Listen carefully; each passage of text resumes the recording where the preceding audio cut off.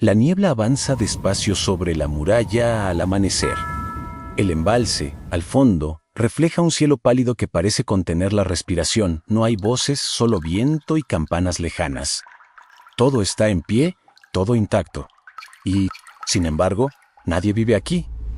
Hace décadas, una orden oficial obligó a abandonar este lugar ante una inundación anunciada.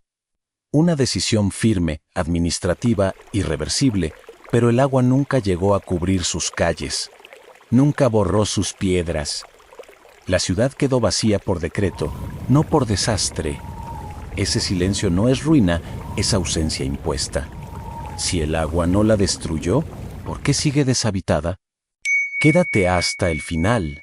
Suscríbete y acompáñanos en esta investigación.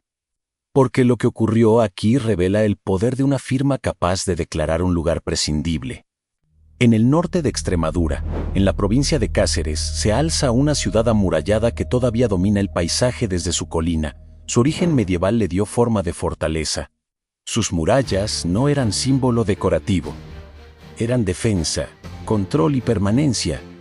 Durante siglos ocupó una posición estratégica, vigilando caminos y territorio. Pero el siglo XX cambió la escala de las decisiones. España entró en una era de grandes infraestructuras hidráulicas. Los embalses se convirtieron en promesa de desarrollo, agua regulada, campos fértiles, progreso rural. El pantano cercano fue presentado como parte de esa modernización necesaria. En ese contexto, la evacuación no fue consecuencia de guerra ni catástrofe. Fue preventiva, administrativa, una medida tomada antes de que el agua alcanzara su nivel previsto. Las casas se cerraron por planificación técnica, sin explosiones, sin incendio, sin derrumbe. Esta historia no comienza con ruinas, sino con documentos oficiales. Y ahora la pregunta es inevitable. ¿Quién decidió que este lugar podía desaparecer del mapa humano? ¿Bajo qué lógica se declara prescindible una ciudad que aún sigue en pie? Mucho antes de los mapas modernos y de las carreteras asfaltadas, esta colina ya tenía dueño. Su origen se remonta al periodo islámico, cuando la necesidad de controlar el territorio marcaba cada decisión arquitectónica. La muralla no era ornamento, era frontera, era advertencia. Desde lo alto se vigilaban caminos, pasos naturales y movimientos lejanos. Las torres no solo protegían, comunicaban poder. Cada piedra colocada tenía una intención defensiva. La ciudad nació como fortaleza viva, adaptada al relieve y al clima, pensada para resistir asedios y prolongar la presencia humana en un territorio disputado. Con la reconquista cristiana, la estructura no desapareció, se transformó. Nuevos símbolos ocuparon espacios antiguos. Iglesias sustituyeron mezquitas, escudos reemplazaron inscripciones. Pero la muralla siguió cumpliendo su función: proteger, delimitar, sostener una comunidad dentro de límites claros. Las generaciones cambiaban, pero el perímetro permanecía. Esa continuidad física daba estabilidad emocional. Quien nacía allí sabía dónde empezaba y dónde terminaba su mundo. Las puertas marcaban el tránsito entre seguridad e incertidumbre. Con el paso de los siglos, la ciudad dejó de ser escenario de conflictos constantes. La función militar perdió intensidad, pero la vida no se detuvo. Se volvió cotidiana, rural. Los campos alrededor se cultivaban con ritmos marcados por estaciones, no por batallas. Dentro de las murallas crecieron casas modestas, talleres, corrales. El sonido del hierro golpeado, del grano molido, de conversaciones en plazas pequeñas. La comunidad se conocía por nombre. Las familias compartían celebraciones y duelos. La muralla ya no era símbolo de guerra, era marco de identidad. La posición estratégica siguió teniendo valor. No por ejércitos, sino por comercio local y control territorial. Desde allí se organizaban rutas, intercambios, decisiones municipales. La ciudad era punto de referencia. Un faro de piedra visible a distancia. Su silueta recortada contra el cielo anunciaba estabilidad. No era grande, no era capital, pero era constante. Esa constancia construyó un sentido profundo de pertenencia. Las historias familiares se entrelazaban con las calles empedradas. Los apellidos se repetían generación tras generación. Durante siglos, la vida transcurrió sin rupturas dramáticas. Cambiaban los gobiernos, cambiaban las banderas, pero las murallas seguían ahí. Resistieron climas extremos, resistieron abandono parcial, resistieron transformaciones económicas. Cada grieta contaba tiempo, no derrota. El paisaje humano evolucionaba lentamente. Agricultura, ganadería, pequeñas dinámicas rurales. Nada indicaba un final abrupto. Nada sugería que la amenaza vendría no de un ejército, sino de un proyecto técnico trazado en oficinas lejanas. La ciudad respiraba al ritmo del campo. Amaneceres con humo saliendo de chimeneas, tardes con niños jugando en callejones estrechos, campanas marcando horas que parecían eternas.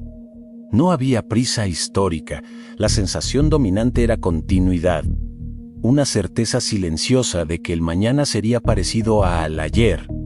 Esa percepción de permanencia es clave para entender lo que vendría después, porque cuando un lugar ha resistido invasiones, cambios religiosos y transformaciones políticas, se asume que seguirá resistiendo. Las murallas no eran solo piedra acumulada, eran memoria material, testigos de pactos, conflictos y reconciliaciones. Cada generación añadía capas invisibles de significado. Vivir dentro de esos límites era habitar una narrativa compartida. La ciudad no era únicamente un conjunto de construcciones. Era un tejido humano sostenido por siglos de estabilidad relativa, y esa estabilidad creó algo más fuerte que la arquitectura. Cierre Arrego. Antes de cualquier orden administrativa, antes de cualquier cálculo hidráulico, existía esta historia larga. Una historia de adaptación y resistencia. Una comunidad que no se definía por el miedo, sino por la permanencia. Entender esa profundidad temporal es esencial, porque cuando finalmente se pidió a sus habitantes que abandonaran el lugar, no se les pidió dejar ruinas. Se les pidió abandonar siglos de continuidad encapsulados entre murallas que habían resistido casi todo. El siglo XX cambió la manera en que los estados miraban el territorio. Ya no se trataba solo de defender fronteras. Se trataba de transformar la naturaleza. En España, el agua se convirtió en eje estratégico. Regular ríos significaba asegurar cosechas. Significaba electricidad. Significaba estabilidad económica. Los embalses comenzaron a multiplicarse como símbolos visibles de una nueva etapa: hormigón, ingeniería, planificación centralizada. El paisaje dejó de ser únicamente herencia histórica. Pasó a ser recurso administrado. La narrativa era clara. Modernizar el campo, garantizar riego constante, reducir la dependencia de lluvias impredecibles. En regiones rurales, esta promesa tenía peso. El progreso se medía en hectáreas irrigadas y producción sostenida. Los proyectos hidráulicos no eran presentados como amenazas. Eran soluciones técnicas. Eran futuro. En mapas oficiales, líneas azules marcaban nuevas superficies de agua. Cada trazo implicaba una redefinición del entorno. El río ya no era solo cauce natural, era infraestructura. En ese contexto surgió el embalse de Gabriel y Galán, concebido como pieza clave dentro de un sistema hidráulico más amplio. Su escala imponía respeto. Su construcción representaba capacidad estatal. No era únicamente una presa, era declaración de intención. El agua acumulada sería garantía de desarrollo regional. Las decisiones no se tomaban a nivel local. Se diseñaban en despachos técnicos, estudios topográficos, proyecciones de caudal, cálculos de capacidad máxima. La lógica era racional. Si el valle podía inundarse en escenarios de máxima carga, debía preverse. La planificación operaba con márgenes de seguridad, la ingeniería trabajaba con cifras. Metros sobre el nivel del mar, volúmenes estimados, curvas de inundación. El territorio se convertía en gráfico, en esquema, en modelo proyectado hacia el futuro. Las emociones no formaban parte de esos planos, solo variables medibles, solo previsiones. El discurso público reforzaba la idea de avance inevitable.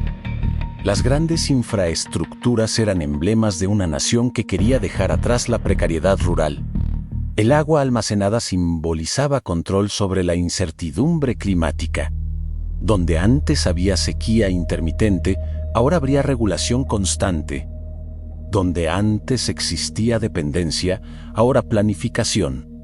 Bajo esa visión, los sacrificios territoriales se integraban como parte del proceso. Cada transformación exigía ajustes. La construcción de la presa no solo alteró el curso del río, alteró la percepción del espacio circundante. Zonas que durante siglos habían sido consideradas estables pasaron a clasificarse como potencialmente inundables. La cartografía redefinió límites invisibles, riesguras, áreas de riesgo. La colina amurallada entró en esos cálculos, no como símbolo histórico, sino como punto dentro de una proyección hidráulica. El futuro del agua pesaba más que el pasado de la piedra. La decisión técnica no se presentó como acto ideológico. Se comunicó como necesidad preventiva. Si el embalse alcanzaba su cota máxima, determinadas áreas quedarían afectadas. La anticipación se convirtió en argumento central. No se esperaba que el agua llegara. Se actuaba antes, y en esa lógica, la planificación sustituía a la reacción. Era una forma de gobernar el territorio desde la previsión, desde la estadística. Así, el progreso hidráulico redefinió la relación entre comunidad y entorno. El paisaje dejó de ser únicamente hogar. Se transformó en componente de una estrategia mayor. El embalse simbolizaba modernización, también implicaba reconfiguración. Cada nivel de agua proyectado tenía consecuencias invisibles. El marco político que sostenía estas decisiones operaba bajo una premisa clara. El desarrollo colectivo justificaba intervenciones profundas en espacios históricos, sin dramatismo declarado, sin juicio explícito, solo con la autoridad de la técnica y la promesa de un futuro más controlado. La decisión llegó en forma de notificación oficial, en lo papel timbrado, lenguaje administrativo, sin dramatismo. En los años 60, las expropiaciones comenzaron a ejecutarse conforme al plan previsto. Las propiedades fueron tasadas, las viviendas registradas. La lógica técnica se convirtió en instrucción concreta. Había que abandonar el lugar antes de que el embalse alcanzara su nivel proyectado. No era una sugerencia, era una orden. El impacto no se expresó en grandes titulares.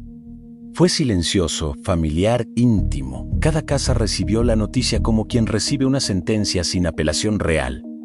Las compensaciones económicas no podían medir el valor acumulado durante generaciones. No se negociaban recuerdos, no se trasladaban raíces, se empaquetaban muebles, se desmontaban puertas, se cerraban ventanas por última vez. La despedida no tuvo épica pública. ¿Tuvo lágrimas discretas? No hubo una protesta masiva que detuviera el proceso. El contexto social y político de la época favorecía la aceptación resignada. La autoridad del Estado no se cuestionaba abiertamente. Las decisiones técnicas se asumían como inevitables. Muchos creyeron que el agua cubriría pronto las calles, que la ciudad desaparecería bajo la superficie. Esa imagen ayudó a justificar el sacrificio. Si todo iba a quedar sumergido, resistir parecía inútil. La mudanza fue progresiva. Familias enteras se trasladaron a nuevas poblaciones creadas para reubicarlas. Otros buscaron oportunidades en ciudades cercanas. El tejido comunitario se dispersó. Vecinos que habían compartido generaciones quedaron separados por kilómetros. Las conversaciones en la plaza se transformaron en recuerdos contados a distancia. La muralla seguía en pie, pero el latido humano comenzaba a apagarse. Cerrar una casa no es solo girar una llave, es detener una rutina. Es aceptar que la cocina no volverá a oler igual, que el sonido de pasos en el patio quedará suspendido en la memoria. Las calles comenzaron a vaciarse lentamente, primero una familia, luego otra, después varias más. El silencio avanzó como una marea anticipada, no de agua, de ausencia. El día en que las últimas puertas se cerraron, la ciudad quedó intacta y deshabitada. No hubo destrucción, no hubo incendio, solo un abandono ordenado. Las iglesias quedaron sin fieles, las escuelas sin alumnos, los talleres sin manos que trabajaran. El tiempo pareció congelarse en ese instante, como si alguien hubiera detenido un reloj colectivo. La arquitectura permanecía. La vida se había ido. Para quienes partieron, la sensación fue ambigua. Por un lado, la promesa de nuevas oportunidades en terrenos irrigados y viviendas modernas. Por otro, la pérdida de un paisaje que había definido su identidad. La memoria no se expropia fácilmente. Se lleva consigo, pero pierde contexto. Las historias familiares comenzaron a contarse en pasado. Allí vivíamos, allí crecimos. La ciudad se convirtió en referencia nostálgica. Conectar con ese momento implica imaginar el eco de pasos alejándose por última vez, el peso de una llave entregada. El último vistazo desde la muralla hacia un valle que pronto cambiaría de significado. No era una huida precipitada. Era una partida organizada. Eso la hacía más profunda, más definitiva, porque no dejó margen para la esperanza de regresar en pocos días. Así, el pueblo quedó detenido en el tiempo. No como ruina devastada, sino como escenario abandonado tras una orden cumplida.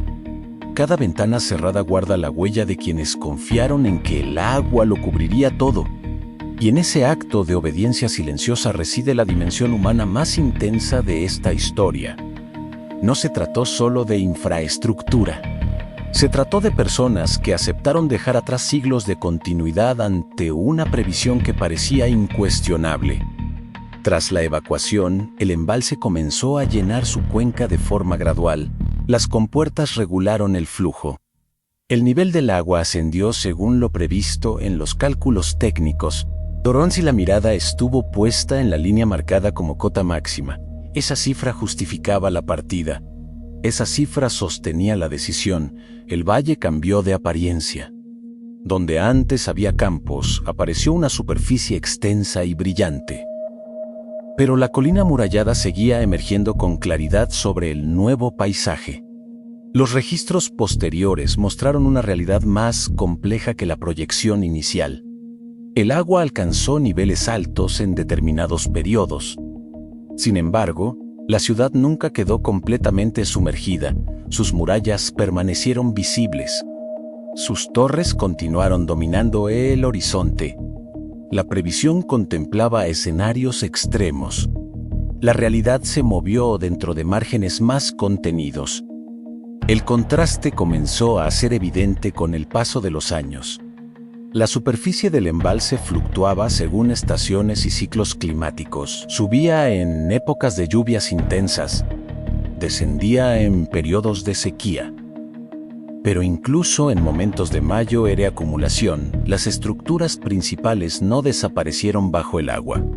La línea proyectada como límite de seguridad rara vez coincidía con la imagen real del terreno. La ciudad permanecía allí vacía, intacta.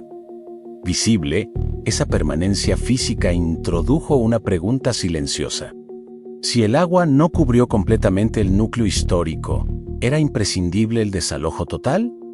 La decisión había sido preventiva, basada en cálculos prudentes. La ingeniería trabaja con márgenes amplios para evitar riesgos futuros. Sin embargo, el tiempo permitió observar que el peor escenario no se materializó de forma sostenida. La amenaza proyectada no se convirtió en destrucción irreversible. El análisis no implica negar la lógica técnica. En el momento de planificar, las autoridades operaban con información disponible y escenarios posibles. La seguridad hidráulica exige anticipación. No se puede esperar a que ocurra una catástrofe para actuar, pero la distancia temporal ofrece perspectiva. Permite comparar previsión y resultado. Y en esa comparación surge una tensión inevitable entre prudencia administrativa y consecuencia humana. La ciudad, vista desde la orilla del embalse, parecía suspendida entre dos realidades. No era un pueblo inundado. Tampoco era un pueblo habitado. Era un espacio desplazado por una hipótesis que nunca se cumplió plenamente. El agua rodeaba parte de su entorno. Modificaba el paisaje, pero no borraba su silueta. Esa imagen reforzaba la sensación de decisión irreversible ante un riesgo que quedó parcialmente en el plano teórico. Las murallas reflejadas en el agua se convirtieron en símbolo de esa paradoja. El progreso hidráulico había transformado el valle. Había generado beneficios regionales. Había cumplido su función estratégica. Pero la ciudad seguía ahí, como testigo incómodo de una previsión extrema. Cada visitante podía comprobarlo con sus propios ojos. No se trataba de especulación. Se trataba de evidencia visible. La duda que emerge no acusa, no simplifica, solo interroga. ¿Hasta qué punto los márgenes de seguridad justifican la pérdida total de una comunidad histórica? ¿Qué peso tiene el peor escenario frente a la experiencia real acumulada durante décadas? La planificación estatal prioriza estabilidad colectiva, la vida local prioriza arraigo. Cuando ambas lógicas se cruzan, las decisiones dejan huellas profundas. El agua que no llegó a cubrirlo todo dejó al descubierto algo más complejo que un error o un acierto. Dejó abierta una reflexión sobre el poder de proyectar futuros posibles y actuar en consecuencia. La ciudad permanece como recordatorio tangible de esa brecha entre cálculo y realidad, visible, silenciosa, suspendida sobre un embalse que nunca terminó de cumplir la amenaza que la vació. Con el paso del tiempo, la ciudad dejó de ser solo un espacio vacío. Las instituciones comenzaron a mirarla con otros ojos, ya no como zona de riesgo, sino como patrimonio singular. Su conservación casi intacta la convertía en cápsula histórica. Surgió entonces un programa de recuperación patrimonial, restauración de murallas, consolidación de torres, limpieza de calles empedradas. La piedra volvió a recibir atención humana. La intervención tuvo un enfoque educativo y cultural. Convertir el lugar en recurso histórico, en aula abierta, en ejemplo tangible de arquitectura medieval preservada. Se reforzaron estructuras dañadas por el abandono. Se habilitaron accesos controlados. Se instalaron señalizaciones discretas que explican cada rincón.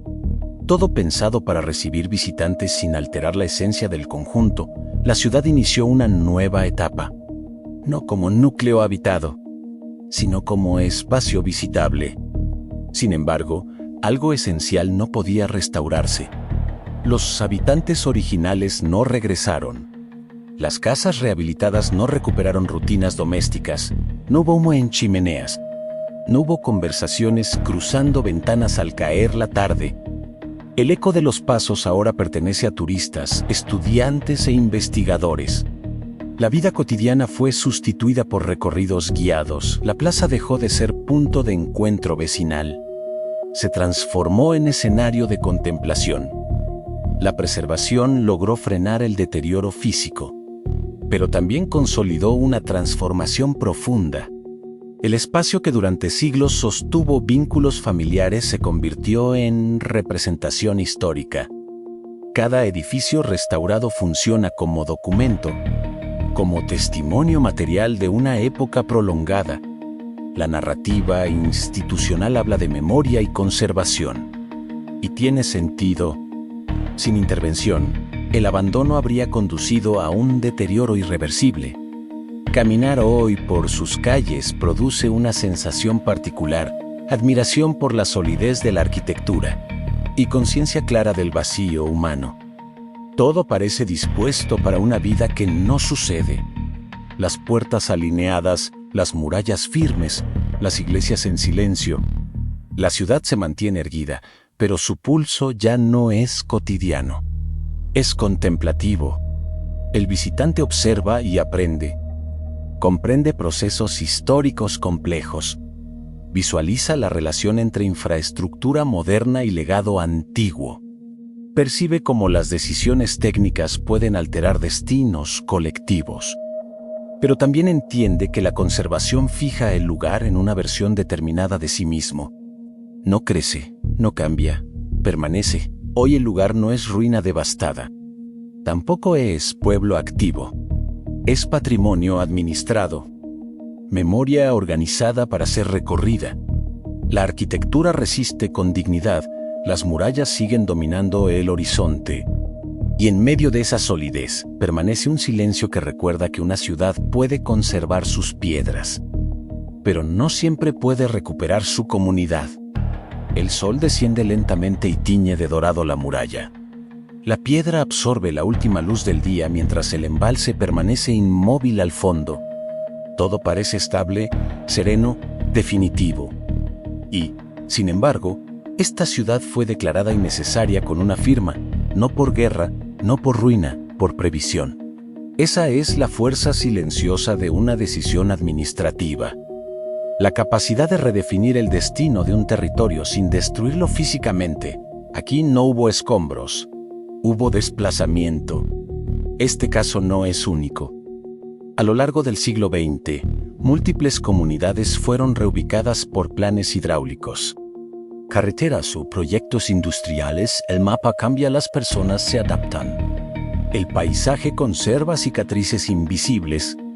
La muralla sigue en pie como testigo de esa transformación. Resiste al tiempo, pero no al decreto que vació sus calles.